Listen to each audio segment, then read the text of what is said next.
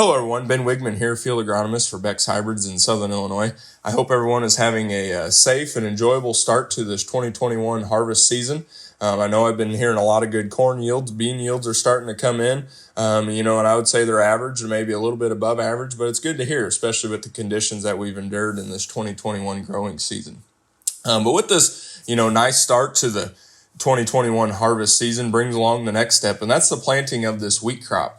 So I want to take a couple minutes here today to talk about kind of my top 4 things that I'm thinking about with this wheat crop moving forward. First is going to be planting date, then weed management, followed by planting depth, and then planting population. So those 4 things. And the most important thing that I want to talk about is planting date. So with these warm conditions that we're getting, high 80s, we can be really inclined to want to go plant this wheat crop. We got good conditions. Let's get it in just in case the weather turns south type deal. But I really want to caution us and really kind of stay back and be mindful of that Hessian fly date. So if we think about the Hessian fly date, the fly is still present for most of the area. If we think about the I-70 corridor, it's going to be present up until about that October 5th, October 6th time frame.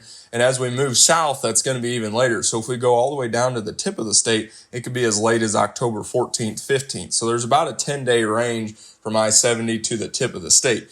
So if we think about, okay, so what's the big deal with the Hessian fly date? Okay, so this fly is still present.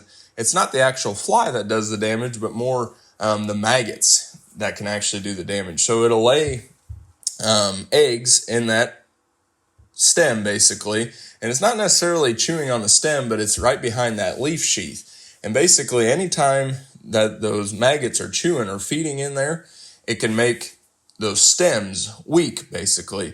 And any plant that is infested typically won't make it past that 4-leaf stage, and it won't make it through the winter, and we can suffer large yield reductions out there. So I really want to be mindful, let's worry about getting the crop out of the ground. Let's get a bunch harvested, get a lot of fields opened up, and then once that time comes where that fly isn't around anymore, then we can worry about planting our wheat crop out here. So that's planting date. Let's just be mindful of that Hessian fly date so we don't create any other issues that we may have been able to prevent. Second thing, weed management. A couple different ways that we can combat this. I know this year we've had, a fair amount of weed escapes, whether it was in our corn or our bean fields, just with the mass amount of water and whatnot, we may have lost some herbicides, things like that. But the first thing is conventional tillage. That's a primary control method, especially to get a proper seed bed. Here in Southern Illinois. That's a very good method to control our weeds for the pre. But if we're looking at a no-till scenario, there's a couple different options, that we could be considering. We can consider a burndown option. Things like Sharpen work really well, 1.5 ounces to 3 ounces of Sharpen.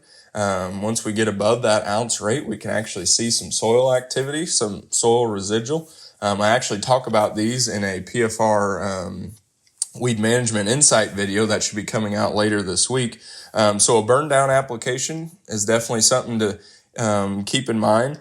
Or if we're looking for more of a residual, something like Zidua can be a good option for us. The thing about Zidua is the label is a delayed pre-emerge. So we have to have 80% of those seedlings have to be germinated with a 1/2-inch shoot out the top. And if we think about what Zidua would be good on, that would be things, especially like cereal rye or ryegrass. So, that's been kind of a problem here in the past 2 to 3 years that we've been having a lot of rye or ryegrass in our wheat fields out here. So that may be something, if we know we have those issues, to maybe apply some Zidua at that delayed pre-emerge time frame to help control that out here. And then just kind of the third thing, if we're looking for an early post option, Metribuzin can be a good option there. So the thing about Metribuzin is it has to be sprayed after the 2-tiller stage. So it's going to definitely be a little bit later, need to get up and growing. But those are just kind of 3 different time frames or options that we could have, the Sharpen or any burn down chemistry,